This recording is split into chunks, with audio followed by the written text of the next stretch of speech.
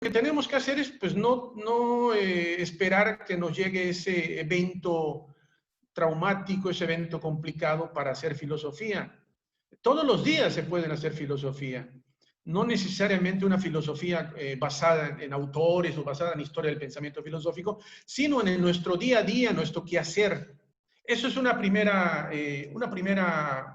planteamiento que yo les dejo. Mientras el derecho es un instrumento de poder, la filosofía es un instrumento para la reflexión. Alguien me reclamaba casi, me decía, oye, ¿para qué nos sirve la filosofía? ¿Filosofar para qué? ¿Qué ganamos con saber que nos vamos a morir si ya todos lo sabemos? Me reclamaba casi. Bueno, la filosofía no es para salir de dudas, compañeros, es para entrar en dudas. De eso se trata la filosofía. Alguien igual me decía, casi reclamándome, que por qué no estamos averiguando. Yo me puse a reflexionar sobre el tiempo hace poco. ¿Qué es el tiempo? Y alguien me decía, doctor, ¿no es una cosa absurda estar reflexionando sobre el tiempo?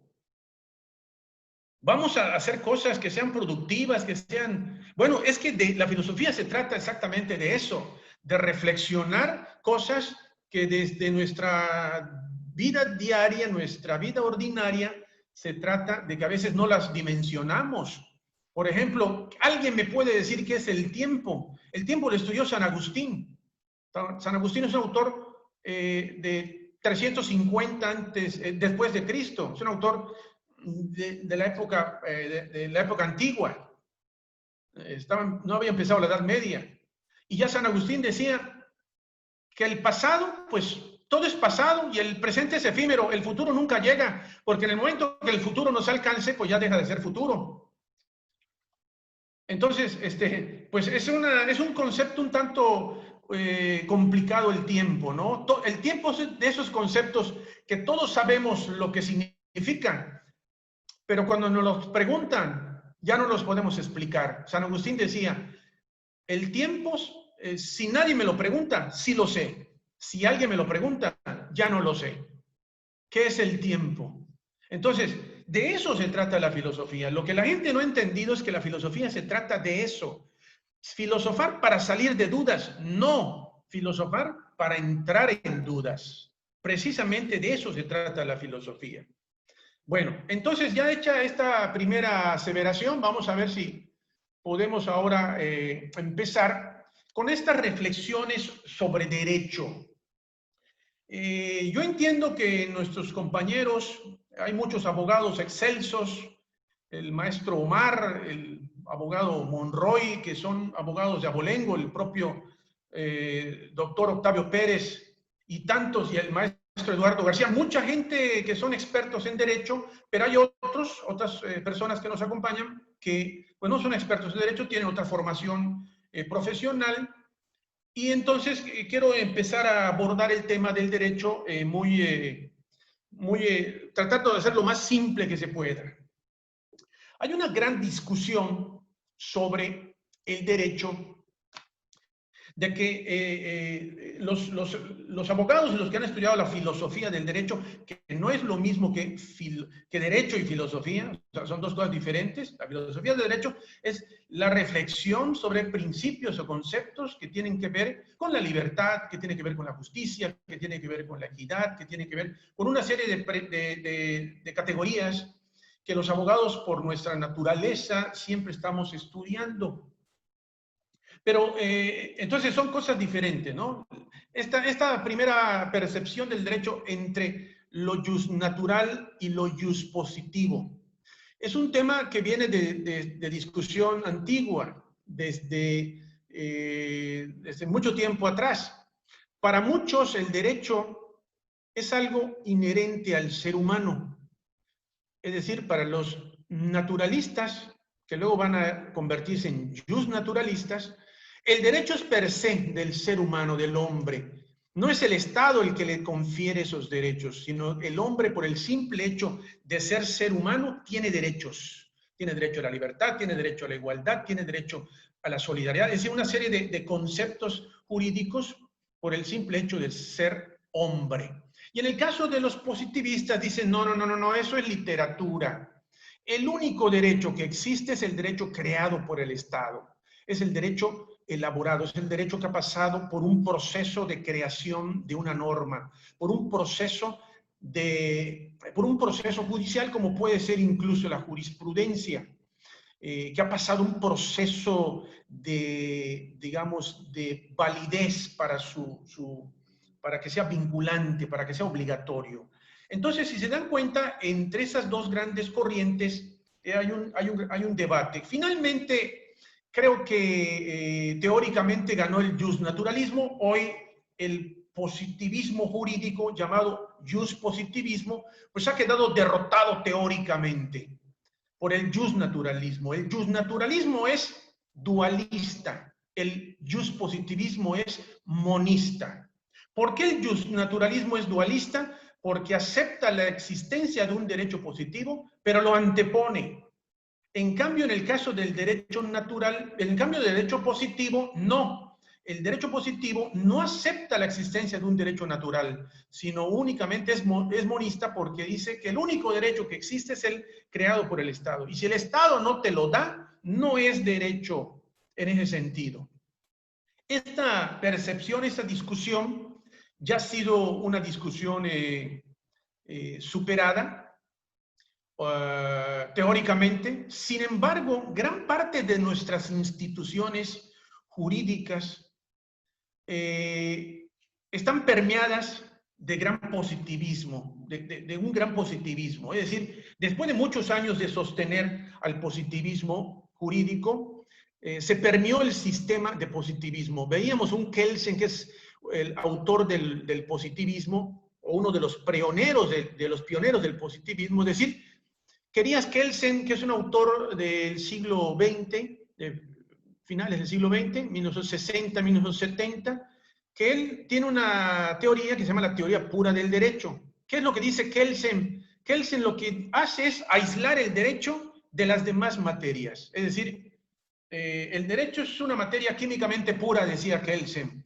No tiene que tener influencias de tipo social, de tipo económica, de tipo políticas, porque pues ya si hablamos de otras influencias políticas, el derecho deja de ser puro y se convierte en otra cosa. Y me parece que esto que acabamos de ver de la Corte contradice la postura de Kelsen. Es decir, una sociedad interrelacionada, una sociedad en donde todo tiene un simbolismo y todo tiene una conexión, pues es verdaderamente complicado considerar el derecho una materia químicamente pura. El mismo Kelsen lo acepta en su propia teoría pura del derecho.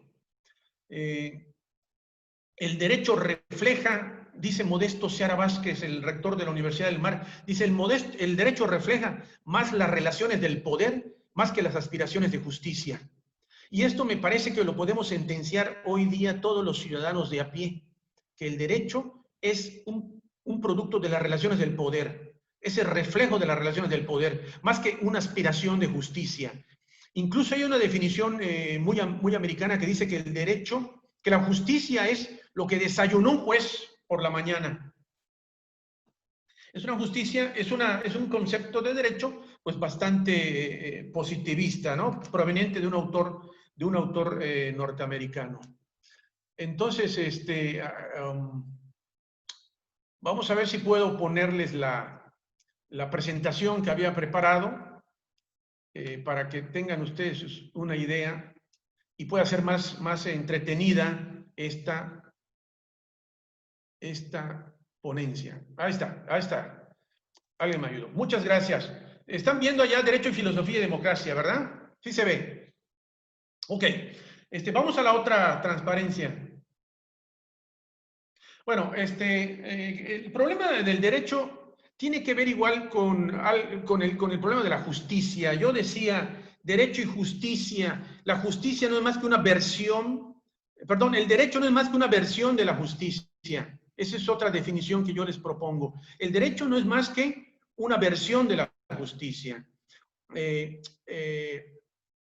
¿Por qué? En aras de hacerlo más justo, el sistema jurídico mexicano pues ha estado evolucionando últimamente en aras de una teleología, de un propósito que tenga que ver con cómo hacer más justo las relaciones humanas.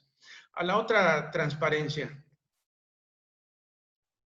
Sí, miren, hay un autor que es Miguel de Real, es un autor brasileño, que lo que nos quiere hacer saber es que esta teoría tridimensional del derecho tiene que ver con estos tres aspectos.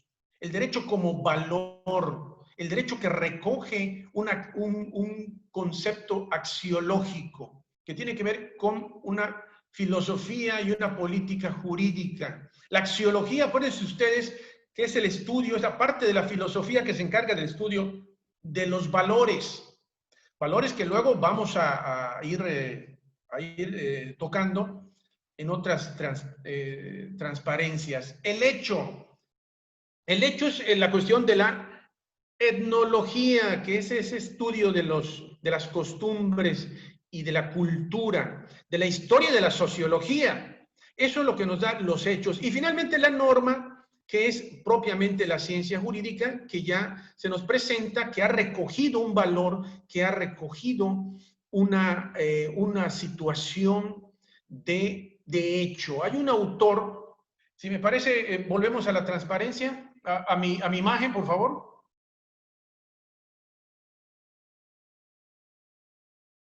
No, a mi imagen. ¿Sí me ven en la pantalla? Ok. No, está bien. En la otra transparencia. Te vemos, te vemos. Gracias. Entonces, hablamos de los valores y de los hechos, ¿no? El derecho lo que persigue, lo que pretende es, vamos con la otra transparencia, la teoría tridimensional del derecho. El derecho, no, con la otra, con la que estábamos. Ya está bien. Gracias. Entonces, el derecho lo que persigue es precisamente regular las relaciones entre los seres humanos. Los abogados hemos, por cuestión de nuestra historia jurídica, de nuestra familia jurídica, hemos desarrollado durante muchos años, hemos tenido la influencia del derecho romano germánico en la concepción de nuestro sistema jurídico, porque los españoles nos conquistaron, porque finalmente nos sometieron. Entonces es un derecho que tiene ciertas características que en los últimos años hemos visto que en afán de mejorar, de regular, de ser más justo, ha evolucionado, por ejemplo, a la oralidad y a otros conceptos que tratan hoy día de hacer del sistema jurídico mexicano un sistema lo más justo que se pueda. Entonces, esta concepción del derecho, que además el derecho, recuerden que es dinámico, es evolutivo, cambia, se transforma. La teoría de Kelsen, estamos hablando de la teoría de 1969, 1970, ya quedó mucho tiempo atrás. Hoy nomás se habla de Kelsen como un autor para destacar las reminiscencias de un derecho que fue, pero que ya no reina, ya no permea nuestra sociedad. Sin embargo, repito, gran parte de las instituciones mexicanas están impregnadas de positivismo. ¿Por qué siempre nos vamos a lo que dice la ley, ¿no? Por ejemplo, siempre durante muchos años la ley fue la fuente más importante del derecho. ¿Qué significa esto? Que era la fuente en donde se basaba gran parte de nuestra vida jurídica, siempre en la ley. Hoy día nuestro sistema ya cambió y junto a la ley hay otra fuente que se llama la jurisprudencia. ¿Por qué el sistema evolucionó hacia la jurisprudencia? Es una pregunta que me hago. Y la respuesta que doy es que ante el silencio, oscuridad o ambivalencia de la ley, una ley normalmente, quiero decir, con muchos problemas de ambigüedades, de vaguedades, de imprecisiones, el juzgador, pues lo que tiene que hacer es resolver, aunque la ley no lo diga. Entonces, en este resolver, aunque la ley no lo diga, pues tiene que apelar a los principios generales del derecho, que me parece que nos hemos medio olvidado de ellos. ¿A qué principios generales del derecho me refiero? A la mayoría de razón. La razón en nuestro sistema jurídico parece ser que se ha desplazado, se ha quitado. No existe la mayoría de razón. A la analogía, nos hemos olvidado de la analogía, nos hemos olvidado de la mayoría de razón, nos hemos olvidado de la equidad, ¿verdad? Vivimos en una sociedad donde la equidad, que es tratar desigual a los desiguales, que es prima hermana de la justicia, pero que no es lo mismo. Pues nos hemos olvidado de esos principios generales del derecho y pues el juez, el juzgador, pues ha hecho a su real saber y entender pues lo que es la jurisprudencia, ¿no? Entonces, por eso la jurisprudencia en el Estado constitucional de derecho, hemos cambiado un Estado legal de derecho, donde la ley era la fuente más importante, a un Estado constitucional del derecho, en donde una de las características es que la jurisprudencia junto con la ley se convierte en las fuentes más importantes. Es más, yo diría, y voy a atreverme a decirlo, ante presencia de abogados de mucho prestigio acá, hoy día yo pondría la jurisprudencia incluso arriba de la ley. Si uno toma un curso de derecho fiscal, van a ver que el Código Fiscal de la Federación se usa nomás para 3 o 4 o 5 artículos. Todo lo demás es jurisprudencia, señores.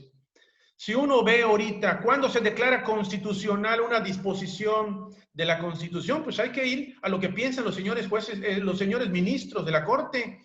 Entonces, la interpretación de la constitucionalidad de un acto tiene que ver con mayorías, no con la razón. Por eso lo que yo planteo es que la razón ha muerto. Lo decía Nietzsche, autor alemán del siglo XIX.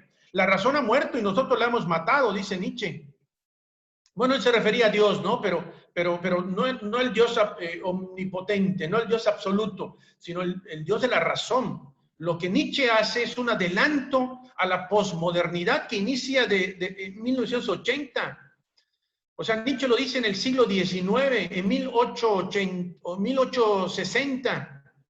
Y después, un siglo después, pues aparece la posmodernidad y nos llega el derecho a la posmodernidad. Y la posmodernidad es yo le diría en términos más sencillos, es una torre de Babel. ¿Qué es la posmodernidad? Una torre de Babel, en donde cada uno de nosotros tiene su razón de ser y su razón de entender las cosas. Y todos esgrimen derecho a tenerlo, ¿eh? Eso es lo que después ahorita vamos a abordar. Vamos a la otra diapositiva, por favor. Bueno, para entender esto del derecho igual, Eduardo García Maínez, que es un abogado del siglo XX, finales del siglo XX, fallece en el 94. Eduardo García Maínez hacía este juego de un derecho vigente, un derecho positivo y un derecho intrínsecamente válido. Dice, se pueden dar combinaciones y si se dan cuenta, lo importante es el punto 5. Digamos, el derecho ideal es el punto 5. Un derecho que además de ser formalmente válido, tenga un valor per se, sea intrínsecamente válido, pero además sea derecho positivo, porque los abogados nos agarramos del chongo determinando cuándo un derecho es positivo y cuándo un derecho es válido, cuándo es vigente y positivo. ¿Verdad? Y ahí estamos allá argumentando. Es claro decir que un derecho es formalmente válido cuando es un derecho que ha pasado por un proceso de creación de la norma. Es decir, en el caso de la ley, por la Cámara de Diputados o la Cámara de Senadores, dependiendo si son leyes federales, o en los congresos locales, si son leyes locales. En el caso de la jurisprudencia, es válida, es vinculante a aquella jurisprudencia pues, que ha pasado, que ha tenido ciertas resoluciones en un solo sentido, un número de resoluciones en un sentido, sin ninguno en contra, y bueno, se va digamos, a una especie de libro de jurisprudencias en donde nos vincula, sobre todo a los miembros del Poder Judicial Federal, vincula al cumplimiento de esa jurisprudencia.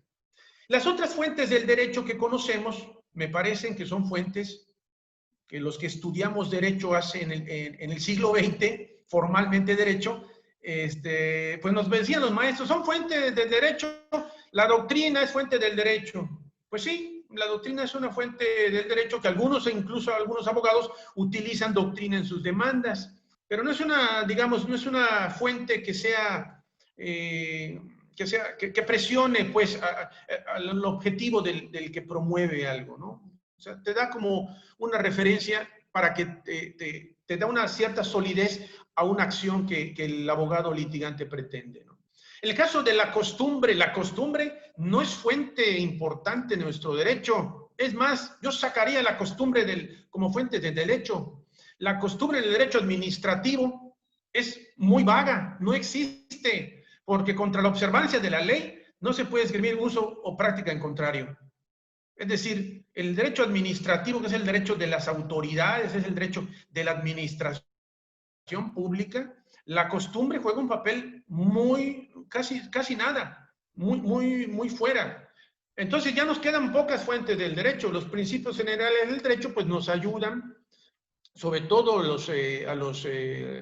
los juzgadores, a tomar decisiones a la hora de emitir sus sentencias. Pero bueno, entonces, esta teoría de Eduardo García Maínez lo que pretende es precisamente evitar una propuesta de un derecho ideal, que además que sea intrínsecamente justo, que tenga positividad. La positividad tiene que ver con el cumplimiento, con lo que es factible, y lo que es factible es lo que tiene que ver con el cumplimiento. Es decir, yo recuerdo la pena de muerte que estaba en la Constitución, ¿verdad? Que ya ha sido quitada, hace muchos años la quitaron de la Constitución, pero era un derecho vigente, no positivo. ¿Por qué no era positivo? Porque no se le aplicaba, afortunadamente no se le aplicaba la pena de muerte a ningún salteador de camino, ningún parricida, etcétera, así como lo decía. Entonces, allá tenemos una diferencia entre el derecho positivo y el derecho vigente y el derecho intrínsecamente válido. Vamos a la otra transparencia, por favor. Bueno, esta discusión, ya lo veíamos hace ratito, entre positivistas y naturalistas, tienen que ver en que consideran que el hombre es sujeto de derechos per se, por sí mismo. No es el Estado el que le va a garantizar al hombre derechos, sino el hombre, por simple hecho de ser hombre, ya tiene derechos per se, independientemente que no se lo reconozcan los Estados. Y eso tiene que ver igual con los derechos humanos, tiene que ver con todo este endamiaje de reconocimiento a estos derechos. Veíamos del artículo primero, el principio pro persona del artículo primero, que fue una reclamación por parte de órganos extranjeros provino de tribunales extranjeros al legislador mexicano que incluyera en la propia Constitución este principio a favor de las personas. Para los que no son abogados, este principio es el artículo primero, está incrustado en el artículo primero de la Constitución, que hace referencia a que cualquier beneficio que sea en pro del hombre es lo que tienen que tomar en cuenta. Es el principio a favor del hombre. Entonces, en ese principio a favor del hombre nos ha traído una serie de problemas. Quiero pensar que hoy día es posible casi todo, ese principio da posibilidad a que las personas del mismo sexo, matrimonio de homosexuales y lesbianas, sea posible por la vía del amparo, no por la vía de la ley, sino por la vía del amparo. Me parece que es un tema que tiene que pasar a mejor vida y esto ya hay que considerarlo, aunque bueno, Yucatán es un estado conservador y todavía se quedó con la definición clásica de matrimonios, que la unión entre el hombre y la mujer, con fines, etcétera, ¿no? Es decir, no progresó esta idea, pero bueno, yo creo que al fin y al cabo va a progresar en algún momento, ¿no? Mi propuesta, la de John Rawls, que ahorita vamos a ver, vamos a la otra transparencia, por favor. Mi propuesta, la de John Rawls, que lo que propone John Rawls es que lo que el legislador tiene que legislar y ponerlo en una ley es la política, la vida de la polis, no la metafísica. Y acá es otro punto del derecho y la filosofía. La política, lo que el legislador debe legislar es política, no metafísica. Es muy bueno la metafísica. ¿A quién no nos gusta la metafísica, la filosofía? Pero acuérdense que Platón y Aristóteles no se pudieron poner de acuerdo en muchos de los temas. Aristóteles dijo, soy amigo de Platón, pero más amigo de la verdad. Y bueno, Sócrates fue la primera víctima de la democracia y la primera víctima de la verdad. Es decir, no nos vamos a poner de acuerdo si discutimos cuestiones de metafísica, que además están muy padres, y tomar un café y discutir y hacer un foro de cuestiones de metafísica. Lo que tenemos que discutir es las cuestiones de las que pasan en la calle, en el día a día. Y lo que pasa en la calle es las uniones entre personas del mismo sexo. Es una realidad que es una minoría, pero allá están. Eso es lo que hay que legislar. Y legislar no significa promover, al contrario. Cuando se legislan los delitos que están, el homicidio, el secuestro, no se está promoviendo, al contrario. Lo que se está haciendo es, si tú cometes esto, vas a sufrir esto. Es decir, es una advertencia, se debe legislar eso. Entonces, este autor, John Rawls, lo que nos propone es que los individuos tenemos que ponernos un velo de la ignorancia y dejar la posición que jugamos en nuestras sociedades, como docentes, como funcionarios, como lo que sea, la posición como empresarios, como hombres de poder, como hombres de lo que sea. Dejar esa posición que jugamos en nuestra sociedad para ponernos este velo y poder hacer que las leyes sean lo más claras posibles y redactadas a favor de todos. Porque las leyes tienen esa característica, que son generales, que son impersonales. Entonces, este velo de ignorancia, lo que nos propone John Rawls es que es una alegoría, que es pues yo diría una utopía, ¿no? Porque, pues, vivimos en la era de la meritocracia, ¿no? Y nuestra vida, la vida que nos corresponde es de acuerdo a nuestros méritos. Por lo menos la meritocracia es lo que digamos, lo que compensa, lo que paga, ¿no? ¿Cuáles son tus méritos? ¿Cuál es tu esfuerzo? ¿Cuál es lo que, para que de esa forma te pueda servir para vivir? Entonces, este velo de la ignorancia es una propuesta de quitarnos nuestra posición de influencia que jugamos en la sociedad y ponernos como cualquier hijo de vecino. Es quizá una de las alegorías más democráticas, el velo de la ignorancia.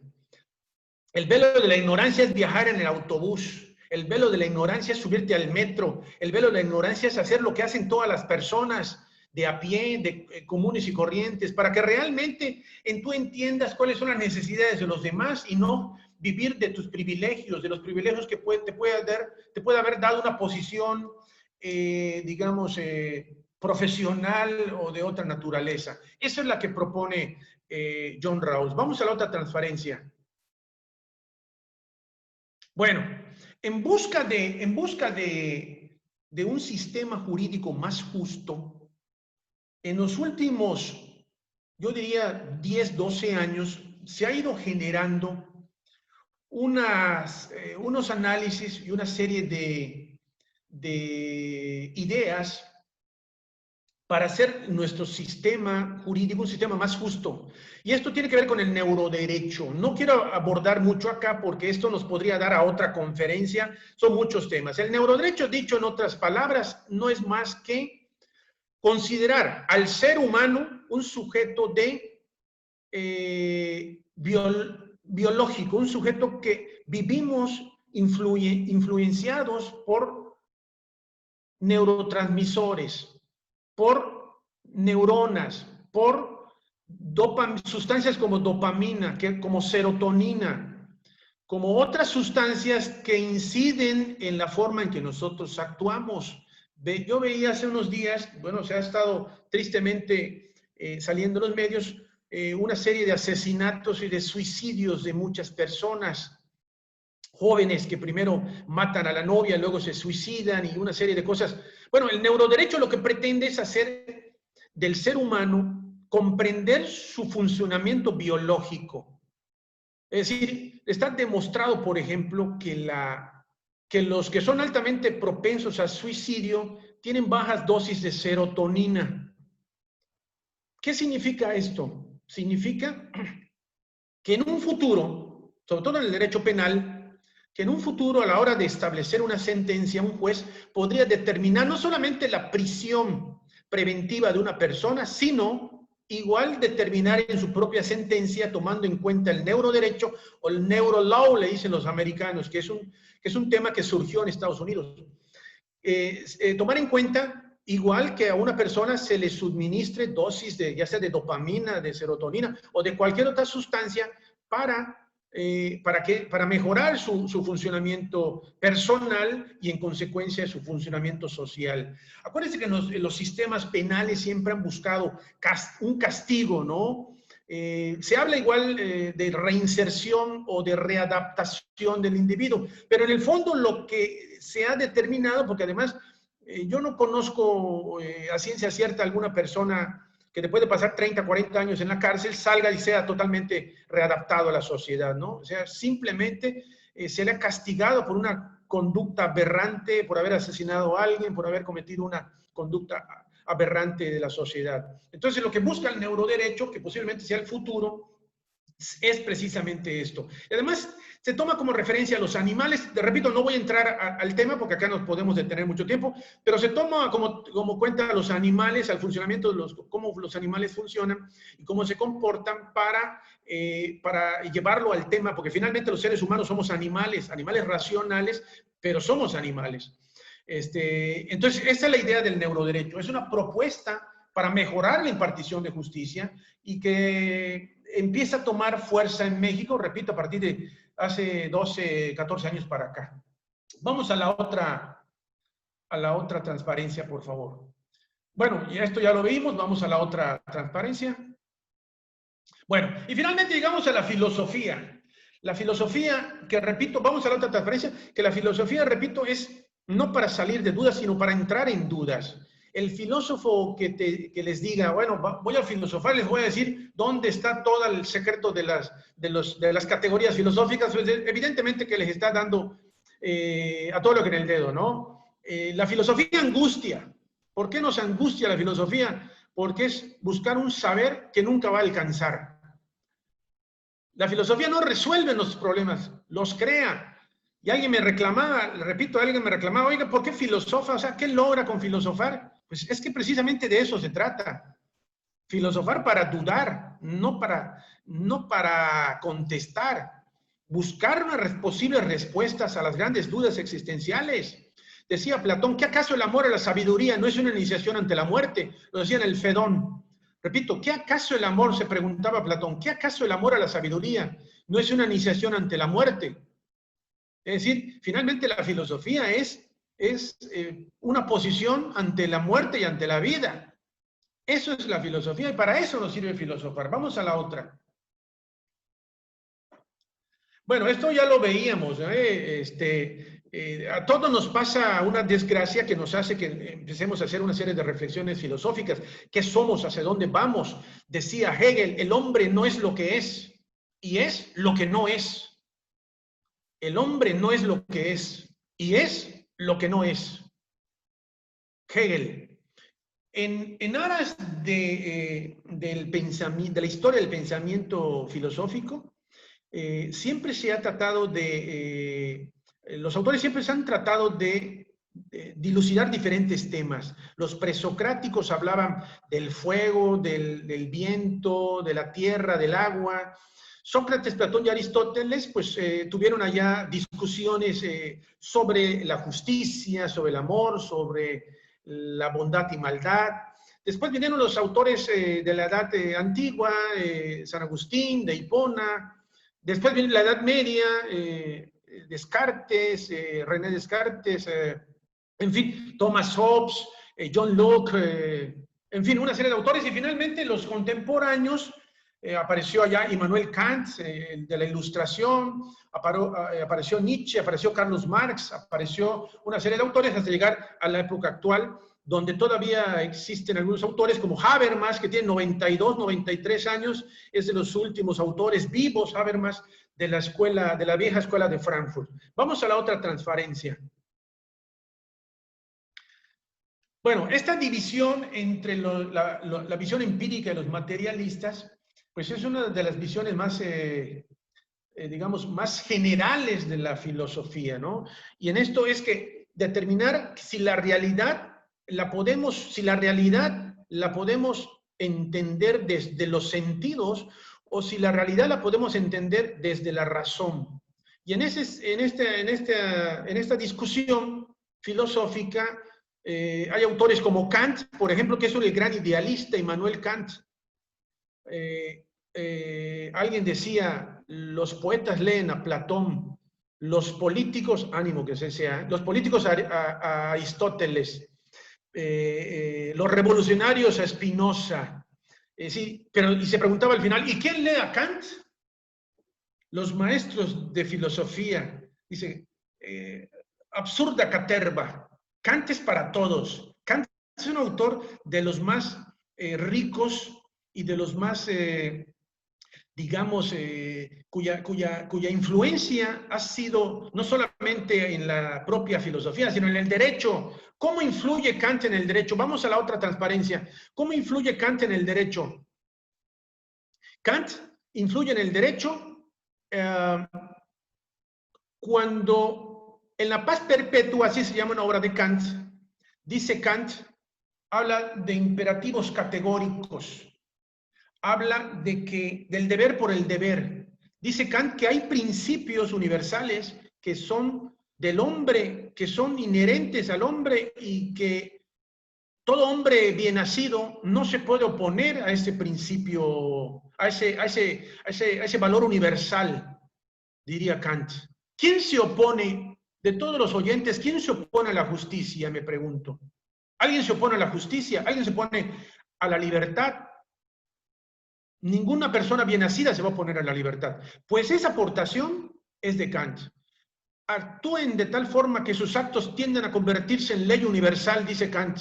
¿Qué significa esto? Ley universal, ¿a qué atiende? ¿A qué lo relacionamos? ¿No? Lo relacionamos a las Naciones Unidas, lo relacionamos a las leyes de carácter indudables, a esas leyes que son eternas, pues, a esos valores universales que todo hombre bien nacido tiene que tener. Esa es la aportación kantiana. Por eso cuando se habla de una ley universal, está Kant presente. Kant es un autor fascinante en la historia de la filosofía. Pero contrario a Kant, vienen otros autores. En esta discusión entre el pensamiento moderno y el pensamiento posmoderno, hay una gran polémica porque el pensamiento moderno tenía como base la recta razón. La razón en la modernidad era la base en la cual giraba la reflexión, giraba todo, la razón, la congruencia, el orden del cosmos. Los modernistas tienen esta idea. Los posmodernistas lo que dicen es que no es la recta razón, sino es el lema de la posmodernidad es vive y deja vivir. Es decir, los posmodernos le dan razón los dos elementos característicos de la posmodernidad son subjetivismo y relativismo. Subjetivismo tiene que ver con los sujetos y el relativismo tiene que ver con las cosas. Las cosas son dependiendo del tiempo y el lugar donde se vean. Y en este sentido,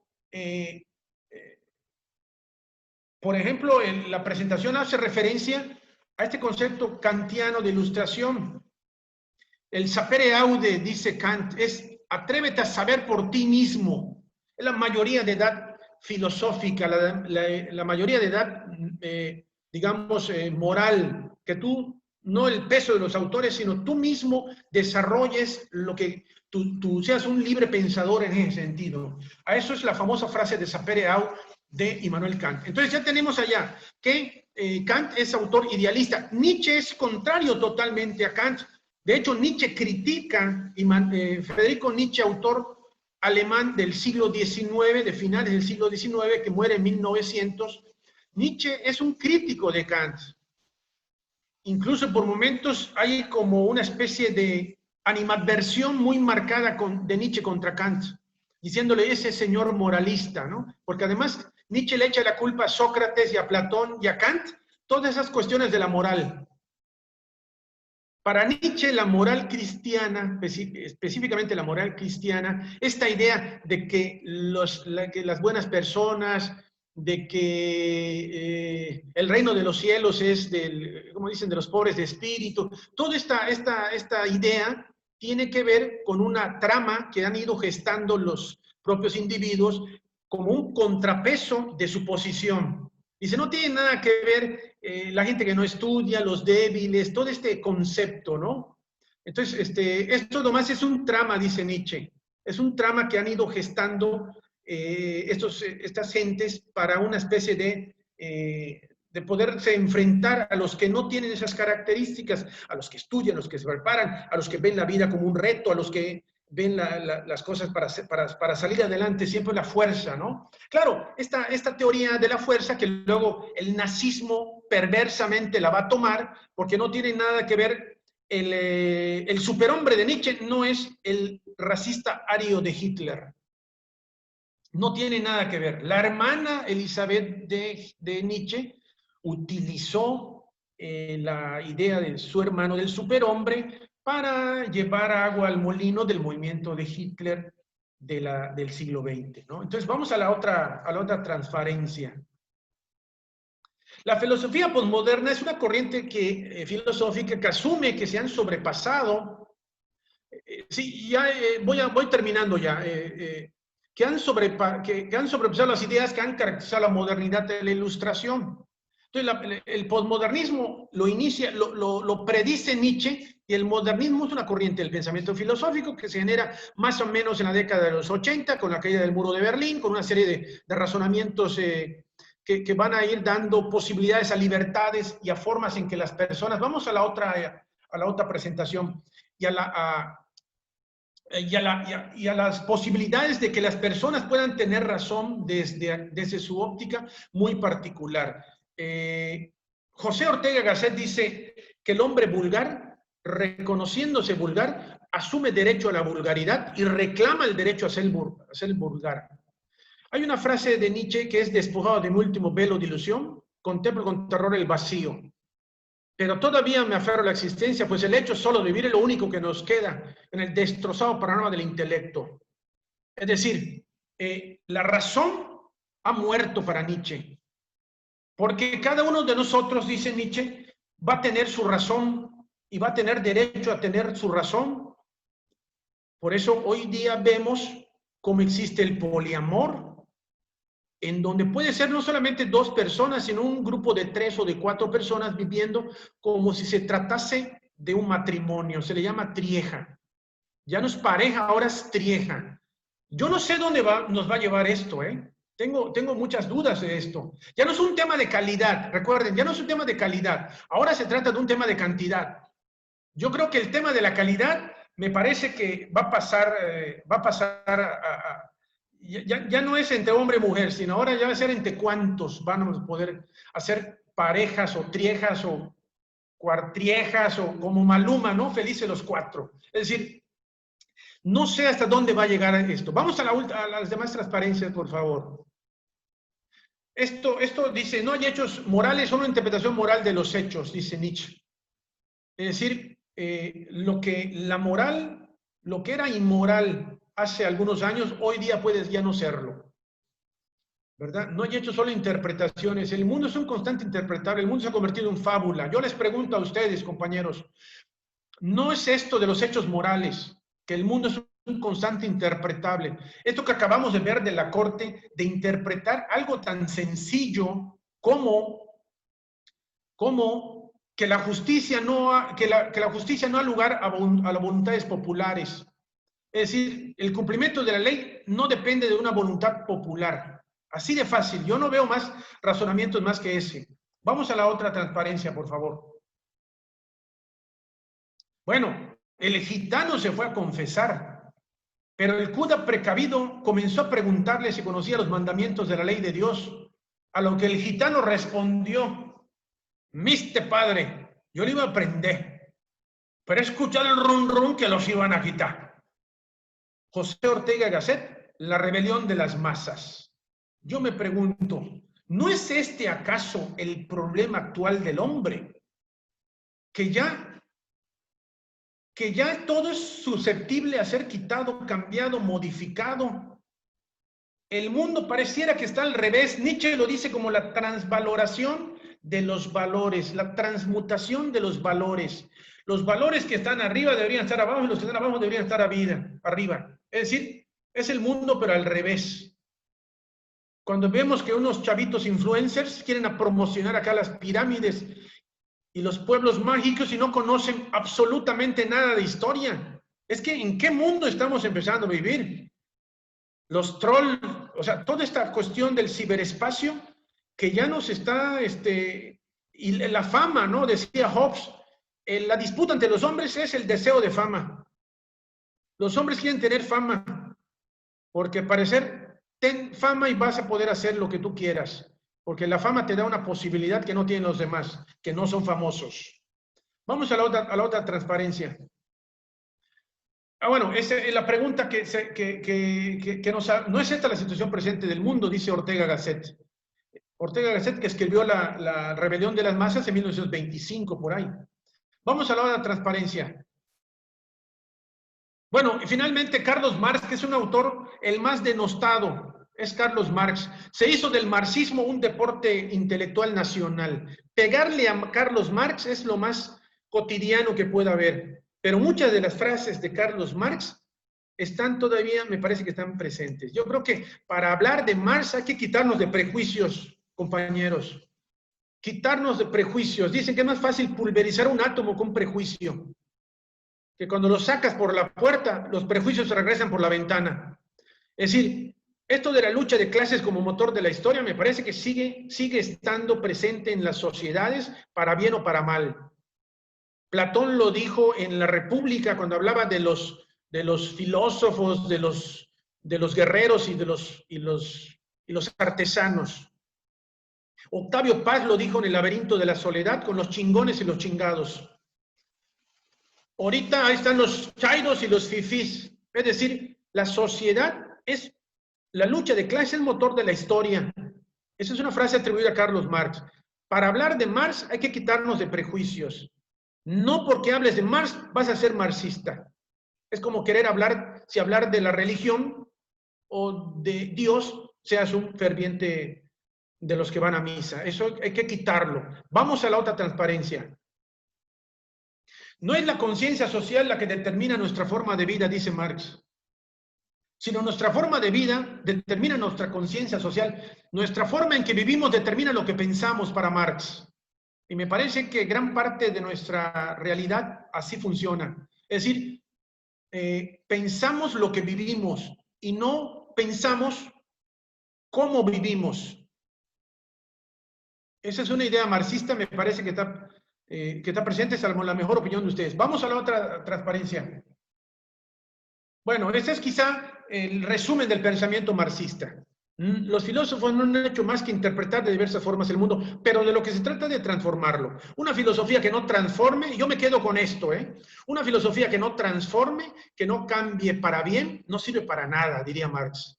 Por eso el marxismo se convirtió en una filosofía de acción, en una filosofía que además muy denostado, ¿no? El marxismo, muy atacado, muy denostado. Los regímenes totalitarios que no tienen nada que ver con marxismos han degradado al marxismo. Hugo Chávez, Fidel Castro, todos esos regímenes que me parecen que han utilizado el marxismo para revestir sus totalitarismos, me parece que han desprestigiado la idea de Carlos Marx. Pero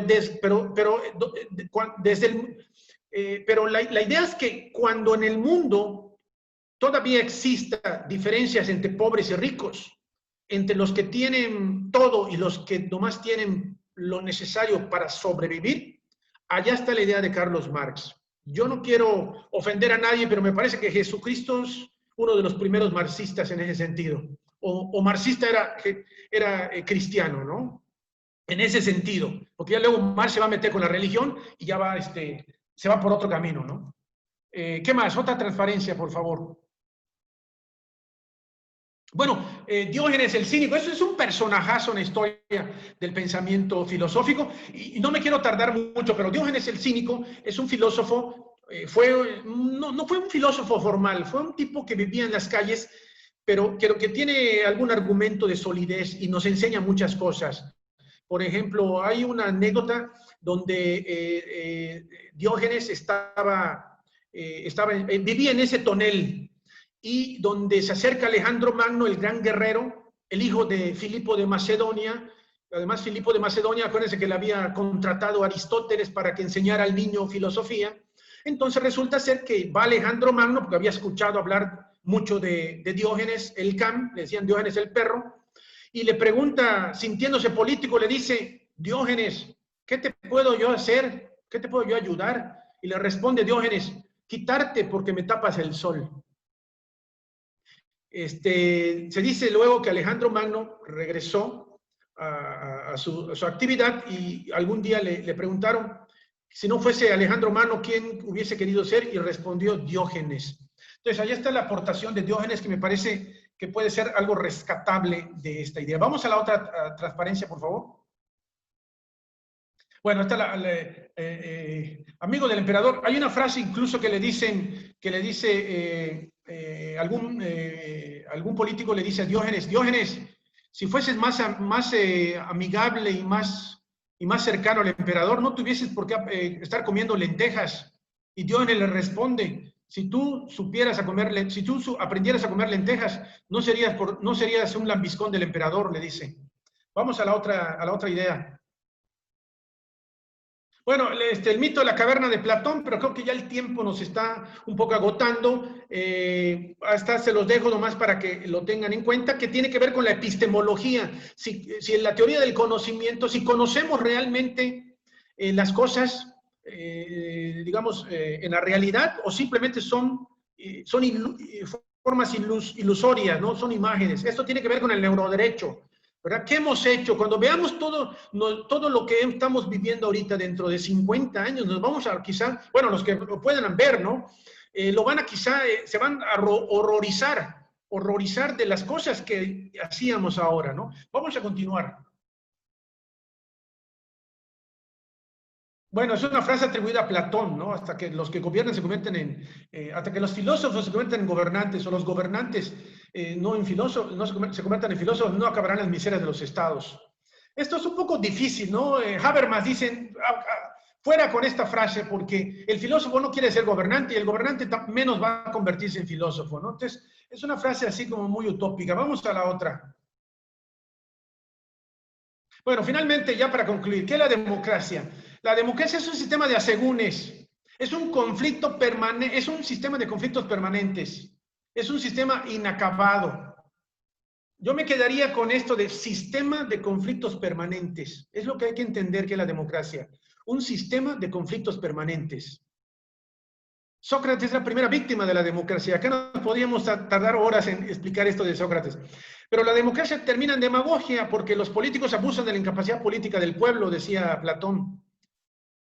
Y finalmente la democracia es la menos mala de las desviaciones. Es el sum politicum que decía Aristóteles, ¿no? Vamos a la otra. Vamos a la otra transparencia, por favor. Cuidado de la democracia. Como norma política parece una cosa, pero de la democracia del pensamiento y del gesto, la democracia del corazón y la costumbre es el más peligroso morbo que pueda padecer una sociedad. Hay que tener mucho cuidado con la democracia para no caer en cuestiones de demagogia y en cuestiones de vida ilusoria, ¿no? Vamos a la otra transparencia. Una gran democracia debe progresar, o pronto dejará de ser grande o democracia. Eso es otra de las grandes verdades que tenemos, ¿no? Si la democracia no prospera, si la democracia no evoluciona, pues deja de ser grande o deja de ser democracia. Vamos a la otra. Y bueno, conclusiones en unas cuantas palabras. Vivir la interdependencia sin sacrificar nuestra independencia. Ese es el gran reto que tenemos los mexicanos y casi todos los pueblos. La pregunta ¿es posible vivir en la interdependencia sin sacrificar nuestra vida independiente? ¿O tenemos que sacrificar nuestra independencia por ser interdependientes? Es el gran reto, es difícil, pero allá se los dejo de tarea. Y tenemos instituciones del siglo XX, pero ya estamos en el siglo XXI.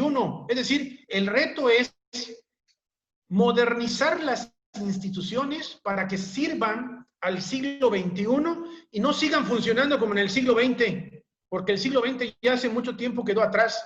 Ya vamos al primer cuarto del siglo XXI y seguimos teniendo instituciones del siglo XX. Habría que ver si la Suprema Corte no está funcionando bajo instituciones del siglo XX.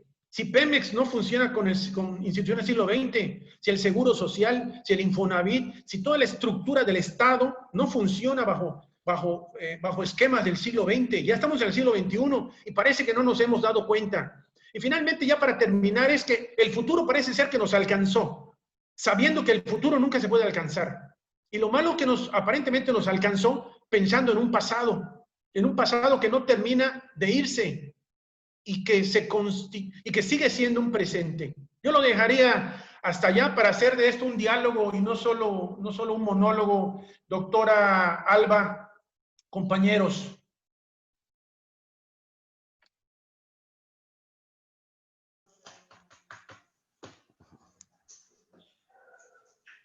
Doctora, no se escucha. Tienes razón, la tecnología. Mira, nos has llevado por un recorrido, yo diría profundo, de lo que es desde el propio derecho hasta la filosofía, la democracia. Y bueno, por supuesto, son cuestiones de reflexiones que indudablemente yo creo que tenemos todos. Yo quisiera nada más hacer un comentario y luego nos vamos con nuestros compañeros que muy amablemente están acompañándonos en esta tu ponencia. Para Platón, el mejor sistema social no era la democracia. Tú lo comentaste, para Platón, el gobierno de los filósofos, de la gente más inteligente, era el que debía tener los seres humanos, porque Platón le da una importancia fundamental a la felicidad de las personas. Y él dice que la felicidad de las personas tiene que ver con la justicia social. Claro, debate fuertemente aquí con sus personajes en los diálogos, porque como tú bien lo comentaste, hay personajes que hablan, que dicen que la justicia es de los más fuertes. No va la justicia a todos los seres humanos. Entonces, me parece que contemplar estos aspectos son muy importantes porque nos llevan a profundizar lo que es la democracia. También, si es la democracia el mejor sistema social al que podemos aspirar. La pregunta sería esa. También mencionaste algo muy importante con respecto a Aristóteles. Aristóteles habla del animal político. La arena política es donde el hombre se puede mover, porque todos los animales tienen su propio territorio o marcan su territorio. ¿Cuál es el territorio del hombre? La arena política. Entonces, la arena política es la que le permite al hombre proceder a moverse dentro de los cánones de política en ese sentido, ¿no? Mencionaste otro tema también que me parece muy importante, José Luis, que es la parte de los matrimonios igualitarios, toda la parte esta que viene de otros grupos que no son propiamente heterosexuales, que yo creo que Yucatán se mantiene, sí, conservador, pero yo voy más allá y yo digo que vamos en un retraso terrible con respecto a sociedades más avanzadas donde ya esto está resuelto, donde hay una incorporación, porque el hecho de sentirnos los que somos heterosexuales o no somos heterosexuales, o los que tienen sus dudas o no, finalmente todos somos seres humanos y debemos hablar de una integración, debemos hablar de un respeto a la diversidad, y qué lamentable que todavía en áreas como Yucatán esto esté completamente sesgado. A mí me parece parte de un retraso. Lo dejo como parte del diálogo. No estoy diciendo que tengo la razón, simplemente estoy hablando de una situación. Me gusta mucho que menciones a Marx, porque Marx es un clásico, es un pensador clásico donde si tú lees El Capital, muchas de las cosas que se escriben ahora vienen del Capital y no lo dicen, ¿no? O sea, muchas cuestiones, muchos filósofos, muchos economistas retoman las ideas de Marx, las manejan, las estructuran y las estamos leyendo. Lo importante de leer a los clásicos es ver las fuentes originales de estos grandes pensadores para saber realmente en qué se está avanzando en el conocimiento. Y bueno, yo dejaría aquí, tengo más dudas, tengo muchas dudas de tu ponencia, me encantó. Muchísimas felicidades, José Luis. Nos abres la mente, nos abres la posibilidad de pensar. Creo que ASEIUNAM permite esa pluralidad de ideas. Denos nosotros la oportunidad de poner estos temas en la mesa y hablarlos sin tapujos, hablarlos sin prejuicios. Creo que es un avance extraordinario. La UNAM es parte de esto y creo que nosotros como asociación civil somos parte de esto. Entonces, ¿quién quiere participar, decir comentario o pregunta? Lo dejamos abierto.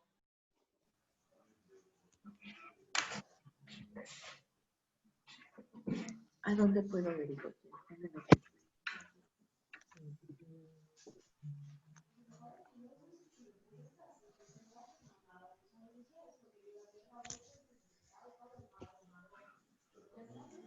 Estoy viendo aquí como, si ya alguien quiere la palabra, por favor. ¿Qué pide? Edna parece que levantó la mano. A ver. Pero todavía no. Primero, Edna, por favor. Le estoy dando aquí permitir que ustedes reactiven su micrófono. Tuve que apagar micrófonos cuando está el ponente porque si no se oyen muchos ruidos. Entonces déjenme ver, ahorita ya pueden activar el micrófono si alguien quiere la palabra. Por favor, esto es muy importante porque son estos. Adelante, Edna. Adelante. Sí, Ricardo Espinosa. Bueno, me interesa mucho toda la presentación del licenciado Ripoll y le agradezco la oportunidad de saber sus razonamientos filosóficos. Encantado. Me asaltan un par de dudas que son muy concretas, doctora.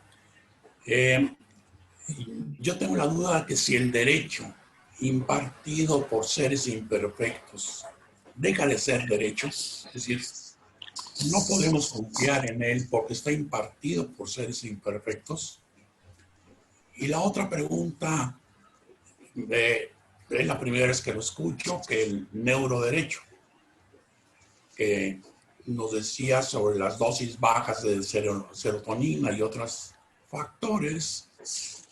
¿Cómo vamos a interpretar o manejar todo eso cuando en un juicio se presenten situaciones al respecto? Ricardo Espinosa. No sé, José Luis, si quieres contestar o nos vamos con más comentarios y preguntas. Yo creo que para no perder la dinámica, contesto si les parece. Sí, adelante. Sí, desde luego, Edna, desde luego que el derecho pues es impartido, es llevado a cabo por seres humanos imperfectos, ¿no? Con problemas. De hecho, el neuroderecho lo que propone, y acá se vincula con las dos preguntas, ¿no?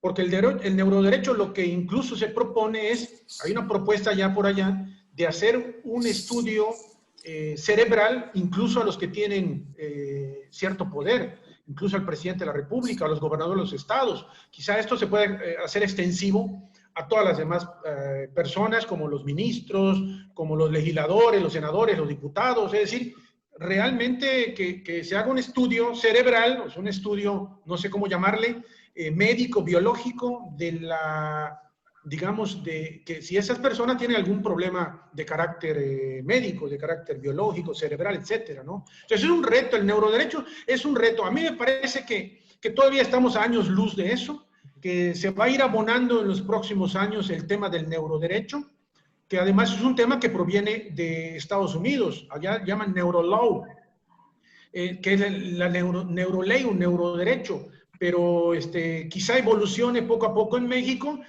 con toda la propaganda y todo lo que se pueda saber del tema. Y además es un tema, si se da cuenta, que involucra no solamente a los abogados, a los biólogos, a los psicólogos, a los médicos, y el día de mañana a lo mejor el juez no necesariamente tenga que ser un abogado, puede ser un biólogo, puede ser un médico para determinar cuestiones de esa naturaleza, ¿no? Como en Estados Unidos un poco impera esta lógica que el jurado popular, pues es gente popular, es gente que no necesariamente tiene conocimientos técnicos en derecho, ¿no? Entonces, esa es la idea del neuroderecho, Edna. Gracias. Sí, ¿alguien más puede tomar la palabra? Adelante.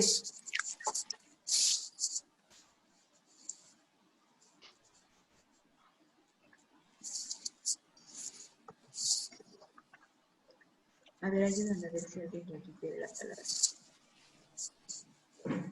No sé si tienen algún problema con... Octavio levantó la mano. Octavio, nada más que le tiene que activar su micrófono. Octavio, no lo veo. Octavio Pérez, activa tu micrófono, Octavio, por favor. Octavio, puedes activar tu micrófono. Yo ya los tengo con permiso para que activen sus micrófonos.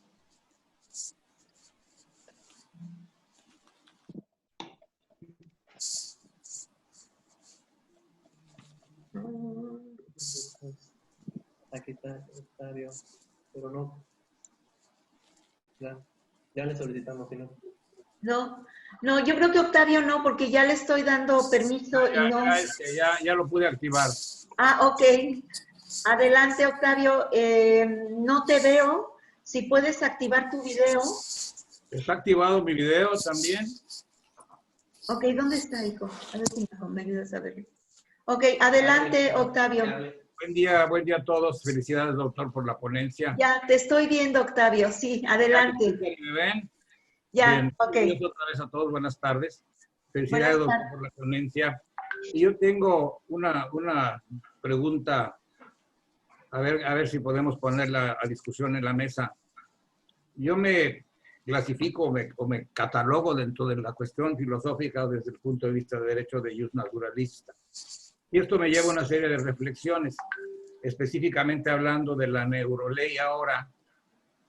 ¿No será que estamos tratando de adaptar la realidad al deber ser, en lugar de pensar en que debe continuarse con el deber ser?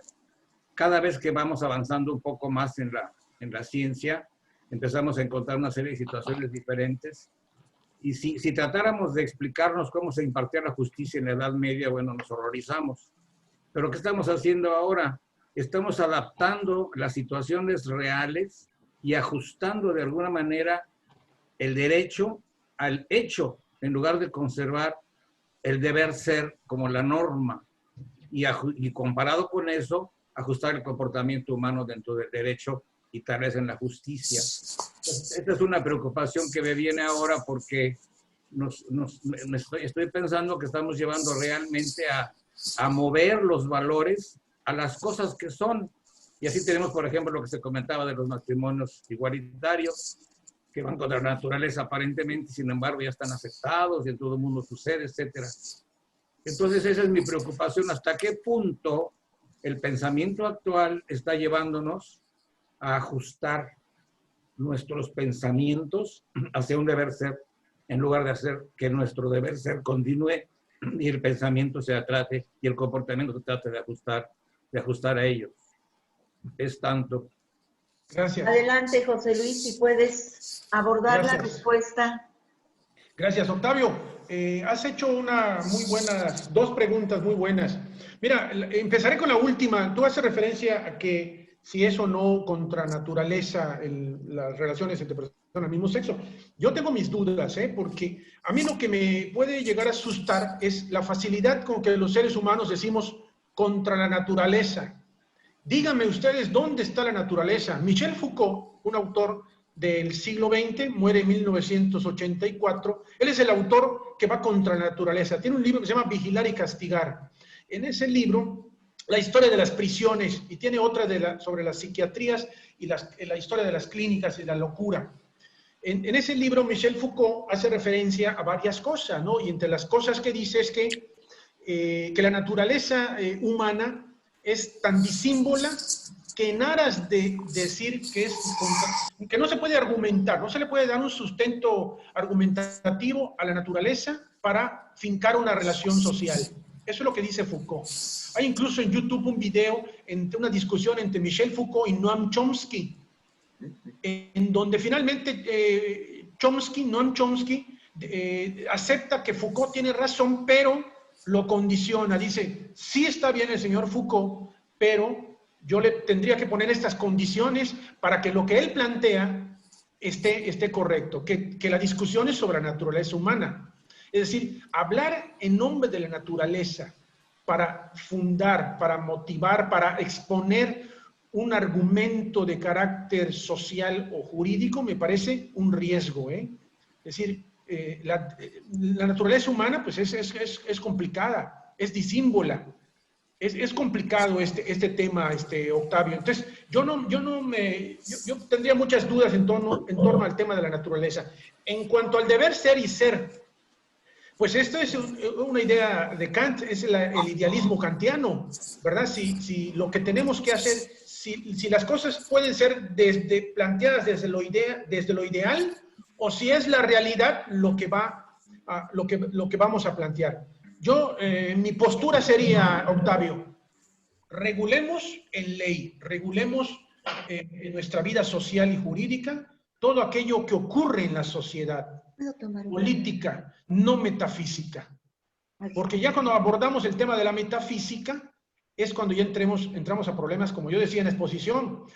Platón y Aristóteles nunca se pudieron poner de acuerdo, así como Maquiavelo y Hobbes y Spinoza. Es decir, es un tema muy bonito la metafísica, pero es complicada llegar a un consenso total, ¿no? Yo lo dejaré allí. ¿Qué es lo que tenemos que regular? Lo que ocurre en la polis, lo que ocurre en la sociedad, en la calle, en el día a día, en las sociedades, en la forma en que los seres humanos convivimos. Yo lo dejaría hasta allá, Octavio. Excelente. Si tenemos alguna otra pregunta, comentario, es el momento. Adelante, Enrique. No sé si quieres hablar, Enrique. Buenas tardes. Adelante, adelante. Buenas. Perdón. ¿Puedo hablar o le toca a Enrique? No, Alejandro, adelante. Adelante. Sí. ¿Puedo hablar? Sí, con mucho gusto. Sí. Ok, muy buenas tardes a todos. La verdad que pues a mí me invitó un compañero a tomar esta conferencia y la verdad es que me encantó, ¿no? Está bastante interesante el tema, dice el maestro, el doctor José Luis Ripoll, y pues ante todo mi agradecimiento y quisiera yo ver o saber si de alguna manera se puede compartir las diapositivas que proyectó usted ahora aquí en la conferencia y quisiera ver si por parte de ustedes, de esta organización o asociación, no lo sé, que veo que deriva de Estados de la UNAM en Yucatán, quisiera, no sé, poder ser invitado en futuras conferencias, si me tomaran en cuenta. Mandé aquí en el chat mi correo y mi nombre y mi teléfono, por esto se pudiera en un futuro, ¿verdad? Esa es mi inquietud y pues felicidades al doctor José Luis Ripoll, la verdad muy interesante el tema, muy agradecido por la invitación y ojalá yo pueda seguir estando en las conferencias con ustedes, ¿no? Digo, esa es mi inquietud. Con mucho gusto, Alejandro. Claro que sí, estoy tomando tus datos. Estoy tomando tus datos para incorporarte. Y no sé, José Luis, nos ponemos de acuerdo si me puedes compartir las diapositivas. Para con todo gusto. ¿Sí? Con todo gusto. Muchas gracias. Marte, tienes la palabra. Gracias. Me despido y si me pueden mandar un WhatsApp para que yo registre el contacto de la organizadora, de la organización, Muchísimas gracias, estoy agradecido. Yo tengo un grado de maestría, soy maestro en Derecho Procesal Penal Acusatorio, y muy interesante el tema. Gracias, gracias. Buen fin de semana a todos. Claro que sí, mucho gusto, Alejandro. Adelante, Marte, tienes rato pidiendo la palabra. No Su te micrófono. escuchamos, tienes que activar tu micrófono. Ayuda, no nos está pudiendo activar tu micrófono.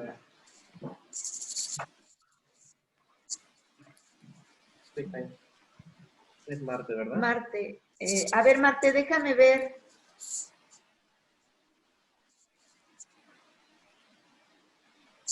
Marte y Ale, creo que dice. Marte y Ale. Yo veo que no está activado tu micrófono, Marte. Lo tiene bloqueado. Lo tienes tú bloqueado, tú lo tienes que activar. Ya tiene la invitación. Sí. Ahí está, ya lo. ¿Listo? Listo. Buenas tardes a todos. Hola. Pues en primer lugar, felicitarte, José Luis, muy interesante plática. Me gusta la parte donde dices que la filosofía es para abrir, tal vez lo entendí así, como para abrir el diálogo, para crear dudas, más que para solucionar todo, ¿no? Desde este punto de vista, tengo dos comentarios, Enrique está pidiendo la palabra. ¿cómo podríamos decir? Dos comentarios sobre, por ejemplo, el primero es sobre la democracia, ¿no? Me da la impresión que aunque la democracia demos pueblo, nunca ha participado el pueblo.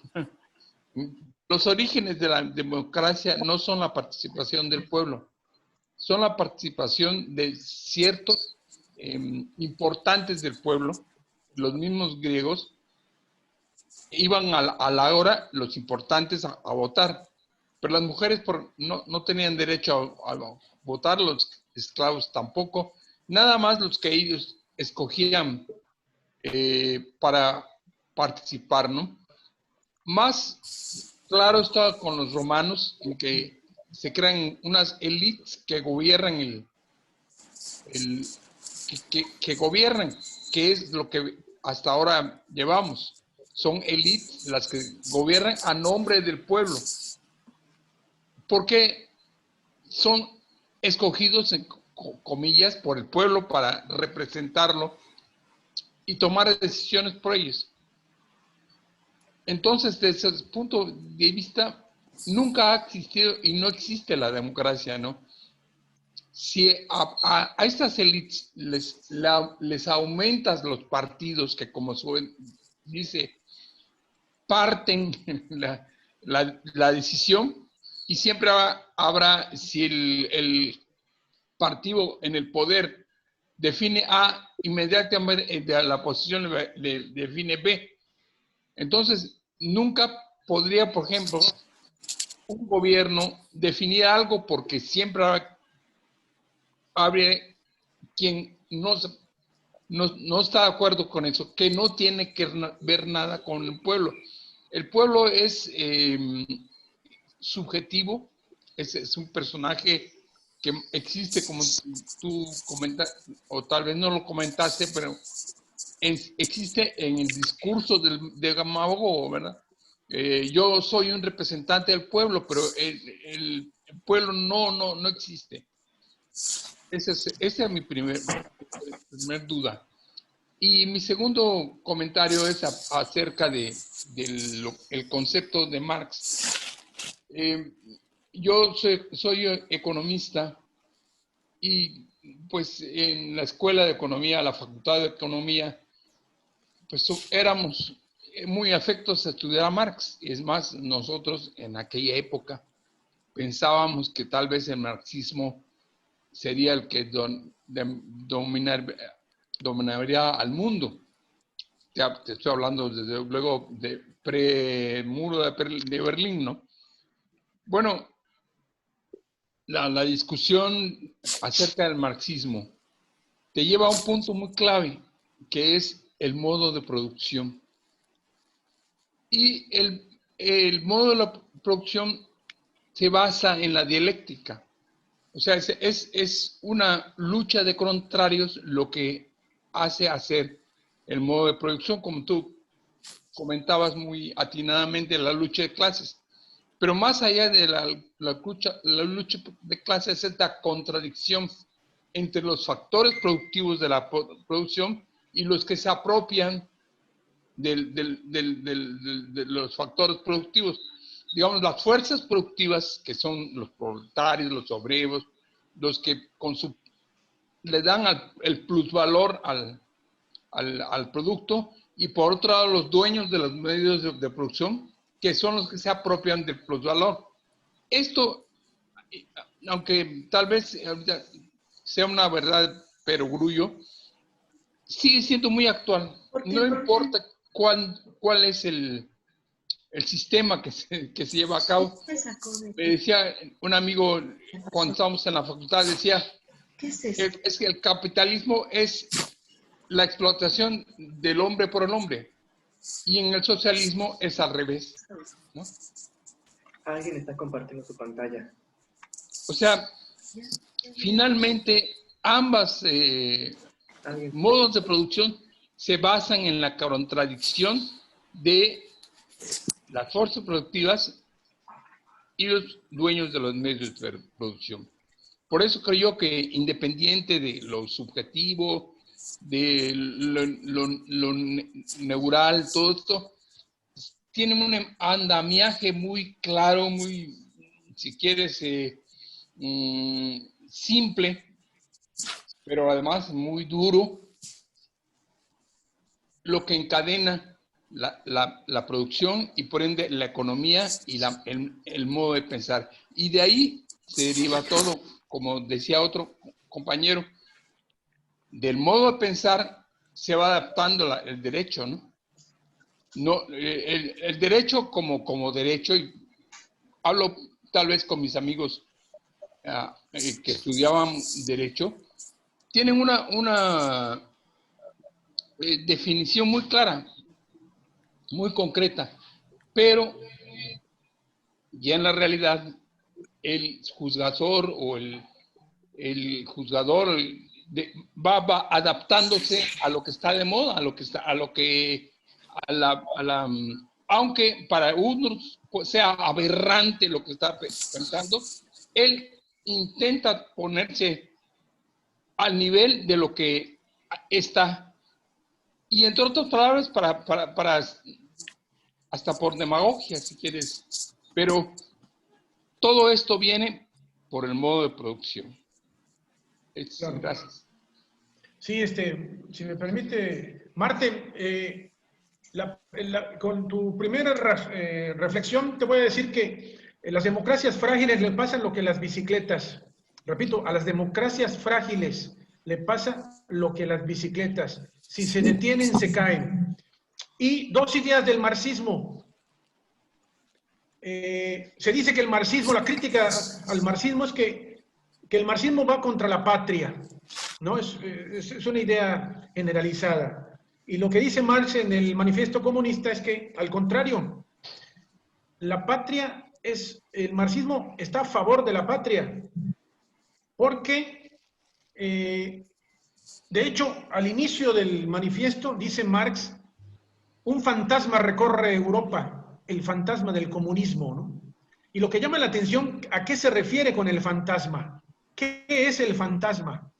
El fantasma es algo que aterra, de entrada, ¿no? Es algo incierto, es algo que no se sabe bien a bien. Eso es una crítica. Y bueno, finalmente el mismo manifiesto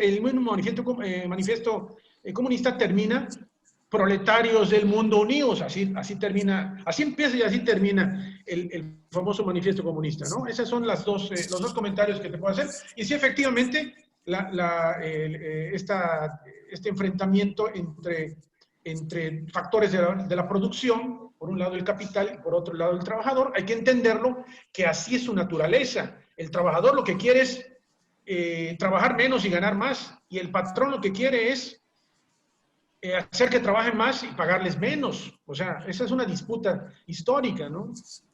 Entonces, pues yo lo dejaría hasta allá. Gracias, Marte. Muchas gracias a los dos. Pablo, te doy la palabra.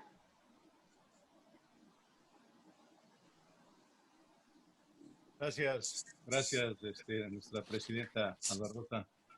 Pues en primer lugar, felicitarte, José Luis, por este recorrido y por las múltiples dudas que me has planteado y las tareas que me has dejado para reflexionar. Son bastantes y muy valiosas todas ellas. Yo quiero hacerte dos comentarios, preguntas, si estás de acuerdo, José Luis. Claro que sí, con mucho gusto. Gracias. La primera tiene que ver con esta idea que nos transmitiste de que ya no hay ley, ya no hay derecho, sino que ahora hay jurisprudencia. Creo que eso se debe a la transformación del paradigma jurídico cuando dejamos atrás las leyes por su incapacidad para poder dar respuesta a las realidades, sobre todo después de la Segunda Guerra Mundial, en donde vimos, como decía don Eduardo García Márquez, que la ley puede ser formalmente válida, pero intrínsecamente injusta, y sin embargo es la que se aplicaba, ¿no?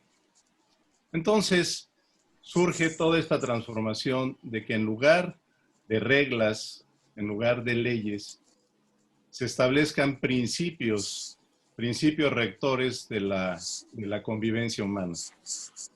Y el problema de los principios es que son abstractos, y para poder adecuar el principio al caso específico hay que hacer una interpretación, hay que hacer una mediación, ir descomponiendo el principio en reglas que después nos permitan resolver el caso específico. Un ejemplo rápido. El principio es derecho a la vida. Sí, pero ¿la vida de quién en el caso del aborto? En el caso del aborto, de la interrupción del embarazo, ¿es la vida del que se está gestando o la vida de la madre que lleva en su interior a esa gestación? Y son principios válidos uno y otro. El problema entonces es resolver en función del caso específico a qué le vamos a dar más valor. Al no nacido o a la madre que está frustrando su proyecto de vida porque esa gestación es producto de una violación. Y todavía hay estados que castigan la interrupción legal del aborto sin tomar en cuenta las condiciones específicas de las mujeres. El otro punto que me gustaría preguntarte y comentar es esta idea que me parece muy cierta de que el derecho es monopolización. Es decir, que el derecho está sujeto a la monopolización. En cambio, la filosofía es más abierta, incluso si no entendí mal, es más democrática. Yo, en cierta forma, estoy en desacuerdo por lo siguiente. Yo creo que el derecho está en disputa, José Luis. El derecho está en disputa porque si bien es cierto que hay un Estado, ahora muy disminuido por el neoliberalismo, pese a que se diga que no se sigue siendo neoliberal, el Estado tiene un proyecto y lo lleva a cabo imponiendo todos los recursos de los que tiene a la mano, entre ellos la ley, entre ellos la fuerza monopolizada, las fuerzas represivas las tiene el Estado. Pero también hay otra fuerza que se opone a esos proyectos. Hoy en día, en el enfrentamiento entre megaproyectos y pueblos originarios, hay conflicto, hay una disputa por el poder. Y hay muchos autores que han hablado de los usos alternativos del derecho. El derecho entonces es un instrumento que sirve tanto para someter como para liberar. Esas serían las reflexiones, mi estimado José Luis, y te agradezco muchísimo todo el recorrido que nos has hecho tan valioso. Muchas gracias, Pablo Vicente, muchas gracias, abogado. Los únicos comentarios que puedo hacer es que me acordé ahorita de dos frases muy jurídicas. Una de ellas es que cuando alguien dijo, no conozco el derecho, solo conozco el Código de Napoleón, ¿verdad? Es decir, refiriéndose a que una cosa es conocer el derecho y otra cosa es conocer la ley, ¿no? A los legalistas, que es una característica que durante muchos años predominó en los abogados legaloides o legalistas, ¿no? Que eran muy buenos para conocer del 222, del Código Civil, de cuestiones muy de leyes, y se olvidaban de las otras fuentes del derecho. Sí coincido en que el derecho está en disputa, pero es una disputa entre grupos de poder, ¿no? Y no es una disputa tan democrática. El siglo XIX, abogado Monroy, fue el siglo del poder legislativo, porque fue el siglo de las constituciones. Tenemos la de Cádiz, del 1812, los sentimientos de la nación, que aunque no fue constitución, sí, muchos lo consideran una especie de documento constitucional. La de Apatzingán de 1814, las del 24, la primera Constitución Federal, es decir, las 7 leyes del 36, las bases orgánicas del 43, las reformas del 47, y bueno, hasta llegar a la Constitución de 1857, que es la primera Constitución liberal. Eso es casi todos nuestros textos constitucionales del siglo XIX. El siglo XX fue el siglo del presidencialismo. La figura del presidente fueron los sexenios. Lázaro Cárdenas, a partir de Lázaro Cárdenas se dan todos los sexenios cada 6 años. Antes había estado el famoso Maximato y todo. Pero bueno, en donde la figura del presidente empieza a jugar un papel hegemónico en el sistema político jurídico mexicano. Y el siglo XXI empezó muy adentrado a un poder judicial federal que terminaba por interpretar la vida nacional del país. Es decir, el Poder Judicial Federal se convirtió en el gran interpretador de lo constitucional o lo inconstitucional, en ese sentido. Hasta no sé si hasta hace unas horas, pero bueno, lo que podemos decir que se ha dicho durante en los últimos años, si el Poder Judicial Federal empieza a estar sometido al Poder Ejecutivo, ¿no? El Poder Judicial Federal me parece que era el último reducto de un sistema que no tendría por qué ser democrático. Los únicos poderes democráticos son el Poder Ejecutivo y el Poder Legislativo. El Poder Judicial, por naturaleza, no es democrático. Es un poder de letrados, de gente conocedora de la ley y del derecho y de las demás fuentes que van a interpretar lo que la autoridad o lo que los otros poderes han hecho en la vida nacional, ¿no? Incluso el propio Poder Judicial tenía la facultad, que muchos le consideraban facultad legislativa, cuando hacían la famosa omisión legislativa, cuando resolvían la omisión legislativa total o la omisión legislativa parcial, que dicho en otras palabras, era que los congresos no hacían las leyes correctamente o que los congresos no hacían leyes en absoluto, ¿no? Entonces, llegaba mediante estos mecanismos de control constitucional a que resolviera el Poder Judicial Federal si había lugar o no. Entonces, hasta allá estamos en lo cierto que el Poder Judicial Federal se constituyó como el poder definidor. No digamos el poder hegemónico, pero sí un poder que definía la vida nacional y que todos los asuntos que eran planteados tanto en el Poder Legislativo como en el Poder Ejecutivo, llegaban al Poder Judicial, por alguna razón, la reforma educativa, la reforma energética, es decir, finalmente aterrizaba bajo esa lógica. Tengo esperanzas de que este poder siga siendo un poder autónomo de la influencia de los demás.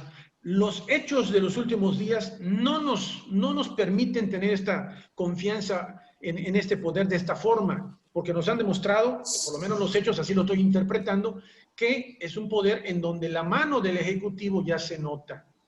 Esperemos, repito, yo tengo esperanzas de que el Poder Judicial Federal siga siendo un poder autónomo como son los poderes del Estado, en donde haya juego de pesos y contrapesos. Esa era la idea.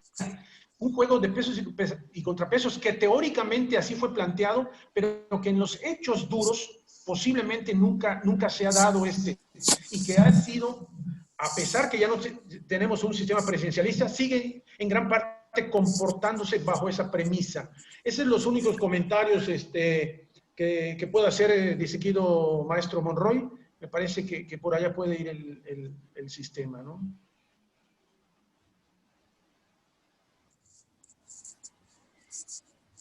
¿No se escucha, doctora? Doctora, ¿no se escucha? Yo misma me silencio para evitar ruidos. Pero bueno, muchas gracias, José Luis. No sé, Pablo, si tienes alguna réplica o pasamos a alguna otra pregunta. Allá, Enrique Manero, creo que tienes rato de pedirme la palabra, Enrique. Discúlpame. Sí, Al rato. gracias. Adelante, Enrique. ¿Se escucha? Sí, sí se escucha. Bien. Primero, muchas gracias a todos ustedes, en especial al doctor José Luis Ripoll, por la invitación. Nunca había asistido a un foro así tan interesante.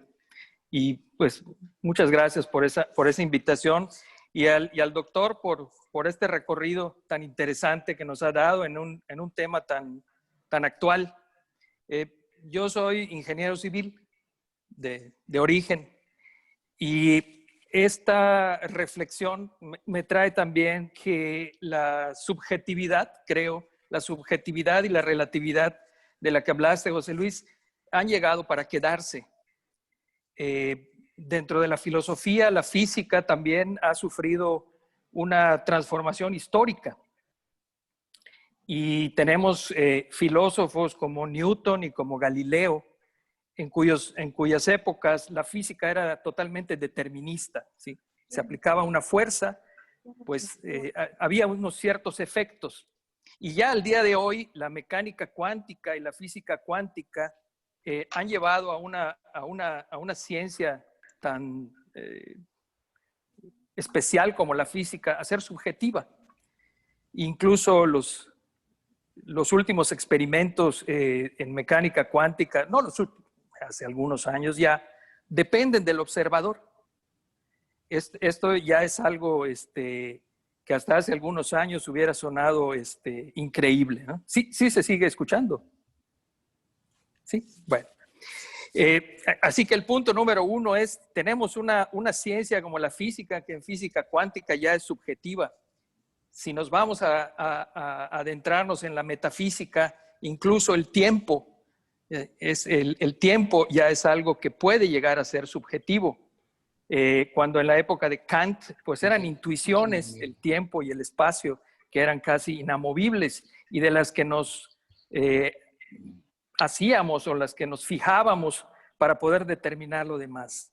De manera que estos conceptos ya en la actualidad, incluso estos conceptos, tienden a ser subjetivos. Como tercer punto, incluso el tema tan interesante del velo de la ignorancia de John Rawls, que lleva a fijarnos que en la toma de decisiones puede llegar a ser algo de lo más complejo, ¿sí? Y tomar decisiones en condiciones de ignorancia, pues es lo más complejo dentro de lo más complejo. Y a esto voy, el día de ayer también tuvimos un diálogo, el doctor Ripoll y un servidor, acerca de esta respuesta de la Corte. Yo no soy abogado, pero en la respuesta que ellos dan, veo decisiones que se tuvieron que tomar en un ambiente de una ambigüedad muy grande, por no decir llegar a la condición de ignorancia sin que ésta sea de manera peyorativa. Creo que cada vez es más difícil para la gente que legisla y para la gente que está en el Poder Judicial, precisamente por esta subjetividad y por estas condiciones. Yo veía ahí que ellos terminaban la respuesta con la palabra víctimas, ¿sí? Y la palabra víctimas, cuando menos a mi juicio, tendría que haber una fuerza por ahí que se hubiera aplicado para que existiera esa victimización. Pero bueno, ellos no hablan de fuerza, ellos hablan de decisiones políticas. Entonces ya hay una respuesta muy interesante en donde ellos a ciertas actuaciones de políticos en cuanto a sus decisiones, pues los vinculan o los relacionan, ¿verdad? O cuyo resultado viene siendo el ser víctimas. Todo esto va, pues no a una discusión en derecho o una discusión legal, porque no soy abogado, pero me parece muy interesante que ahora se vinculen este tipo de cosas que a mi juicio también son muy subjetivas. Hasta ahí lo dejaría y les vuelvo a agradecer mucho la invitación y les felicito por tener un grupo tan interdisciplinario, tan plural y tan evolucionario. Muchas gracias. Adelante, José Luis. Gracias al doctor Enrique Manero. Enrique, lo único que te puedo yo decir de tus aportaciones muy interesantes es que tanto el subjetivismo como el relativismo nos han llevado a lo que Nietzsche llamó el nihilismo, ¿no? Es decir, la nada. Es decir, no hay hechos, solo interpretaciones. El mundo es un constante interpretable, el mundo es una fábula. Es decir, hoy todos tienen derecho, todos creen tener derecho a decir, ¿no? En las redes sociales se ve mucho esto, cualquiera levanta la voz, lo dice Enrique Santos Discépolo en su tango Cambalache, cuando dice, cualquiera es un señor, cualquiera es un ladrón. Es decir, correcto. Los inmorales nos han alcanzado, dice Enrique Santos Discépolo. Te agradezco tu participación, Enrique. Gracias. Bueno, pues ya estamos finalizando esta reunión. José Luis, a todos ustedes que participaron, qué importante. Hay un tema que me parece que quedó en el tintero, lo mencionó Pablo, que es la cuestión del aborto, de los feminicidios. Este es un tema fuerte ya de por sí.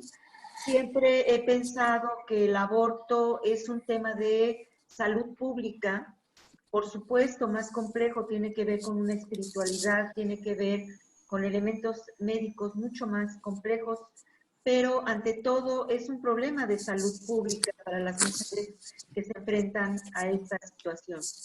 Me parece que podemos terminar, no sé, José Luis, si quieres algún comentario. Allá, Moncho González, creo que eres Ramón. Ramón, te doy la palabra, pero ya estamos finalizando, y luego esperamos los comentarios de José Luis para poder ir cerrando esta reunión.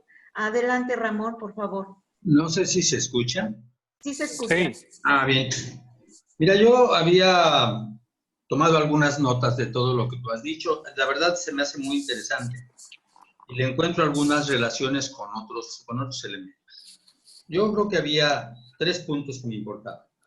Uno primero, cuando se habla del neuroderecho, a mi manera de ver, no necesariamente lo que se busca es el derecho, sino la eficiencia de la especie. Es decir, yo lo quiero pensar relacionado con la biopolítica. Es decir, hay una manera de poder tener un control mejor del hombre, que ahora el hombre es una mercancía, y este control se da si además le pongo atributos de legalidad. Como sabemos, en la práctica cotidiana de la vida en el planeta, ya se habla de implantar chips en los seres humanos. De alguna manera en China ya existen programas de reconocimiento facial en prácticamente todas las ciudades. Es decir, ¿hasta dónde puede llegar la intromisión de la ley en la vida privada del individuo y hasta dónde esa intromisión puede llegar a ser una forma de control? Que para mí es por ahí por donde va. En el punto número 2, yo quería que nos hicieras favor de hacer una reflexión sobre lo que está ocurriendo. Es decir, démonos cuenta que esta no es una reunión de las que nosotros teníamos, que ni siquiera podemos vernos a las caras. Porque ver a la cara no es ver la posverdad de la pantalla. Vernos a las caras es encontrarnos, saludarnos, tener la manera de poder intercambiar ideas, que yo creo que ahora el intercambio de ideas sufre algunas modificaciones también. Es decir, esta realidad, que es una interpretación, como tú lo has dicho atinadamente, esta realidad ahora pasa, este diálogo, este discurso pasa por una red virtual. Es decir, no es lo que nosotros teníamos.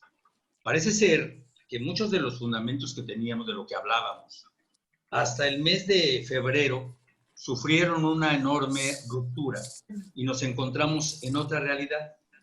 En esta otra realidad, entiendo yo que hay un confinamiento que nos separa a cada quien. Es decir, ¿a dónde apunta la filosofía?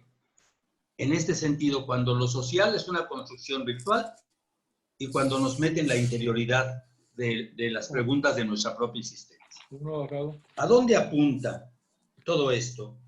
Si el otro de pronto se empieza a convertir en un peligro. Recordemos lo que ocurre cuando encontramos a alguien, cuando tratamos de no acercarnos a la gente, y muy probablemente estemos hablando de una nueva realidad que no va a modificarse. Probablemente estemos pensando en que hay una vacuna y esto, el otro, pero muy probablemente todo esto sea una constante y los cubrebocas se integren a la moda de a un producto cotidiano que ya nosotros nos podemos ver aquí la cara, pero ya cuando nos volvamos a encontrar, vamos a parecer unos seres embosados, que no nos vamos a poder reconocer fácil. Es decir, esta amenaza del otro, ¿cómo podemos nosotros empezar a construir en nuestra interioridad y en nuestras nuevas formas de entendimiento de lo social? ¿Cómo podemos empezar a construir una filosofía que nos vaya explicando mínimamente las nuevas preguntas? Te agradezco tu atención, José Luis. Gracias Moncho González, muy amable. Oye, tus preguntas son bastante complicadas, muy interesantes, pero bastante complicadas. Sobre todo la segunda, ¿no? Quiero empezar con la primera, que tú refieres a cómo la ley puede incluso invadir la parte de nuestra vida privada, ¿no? Y hace referencia a un control, si no es esto una especie de control.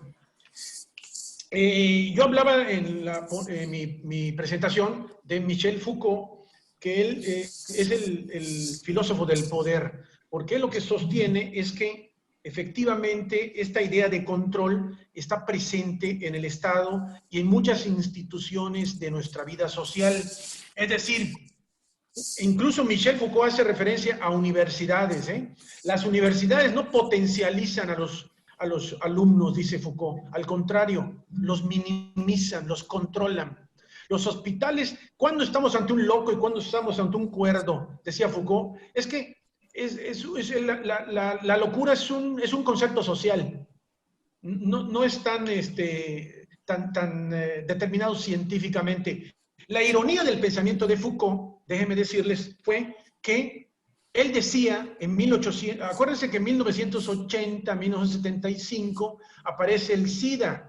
Y uno de los autores que dijo que el SIDA era un invento para controlar a las masas o a los grupos de homosexuales y lesbianas, precisamente fue la idea de Michel Foucault. Es un invento el SIDA, solo sirve para controlar, lo dijo Foucault. Eso es efectivamente posverdad. Es decir, una creencia, un argumento con base a una creencia, a un sentimiento, a una emoción, apelando a sentimientos o a emociones. Entonces, la ironía del pensamiento de Foucault es que muere precisamente de SIDA. Es decir, murió de la enfermedad que él decía que era un invento, ¿no? Entonces, en ese sentido, sí, efectivamente, las leyes tienen pretensiones de control. Lo decía el propio Hobbes, Thomas Hobbes, cuando dice, es que el Estado, el Leviatán, es un monstruo bíblico marino de 7 cabezas, que lo que hace es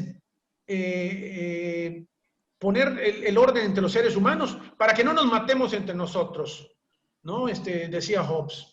Entonces, para que el Vehmont es un concepto de guerra civil entre los hombres, entonces tenemos que tener allá un control, ¿no? Es un contrato social, pero no a la usanza de Rousseau, sino con la variedad de que el miedo es el temor, el miedo o el temor es la pasión socializadora por excelencia. ¿Qué es lo que decía Moncho? Es decir, esta idea del control. El Estado tiene sus mecanismos de control. Cuando se utiliza la fuerza, tiene el monopolio de la fuerza, tiene el monopolio de la justicia, aunque en los últimos años se han desarrollado otras alternativas, otros medios alternos de solución de controversias, a que el propio Estado le ha dado posibilidades a que puedan ponerse de acuerdo entre los particulares, ¿no? Y me parece que es un tema que igual tiene mucho futuro, el tema de los medios alternos de solución de controversias.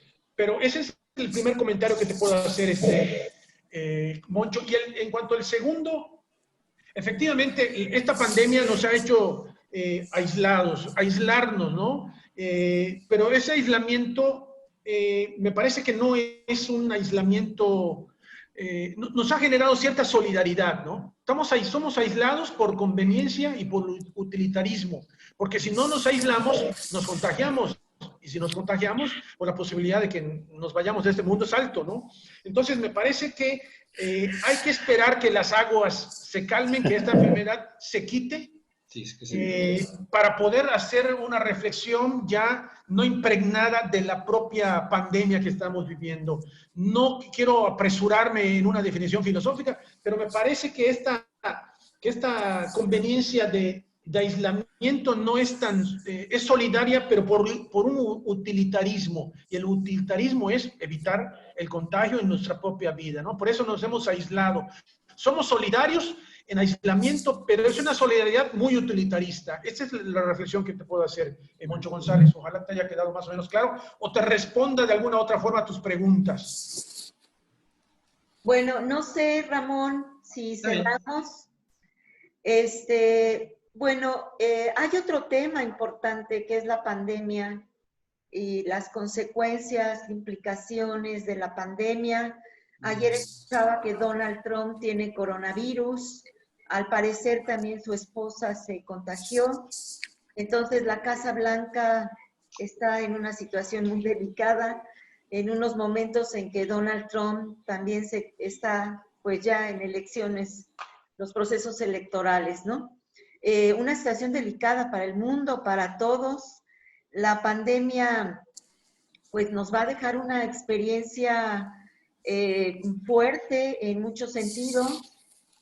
A mi vida personal trajo también cosas muy buenas que no tenía, como convivir todos los días con mi familia, todos los días.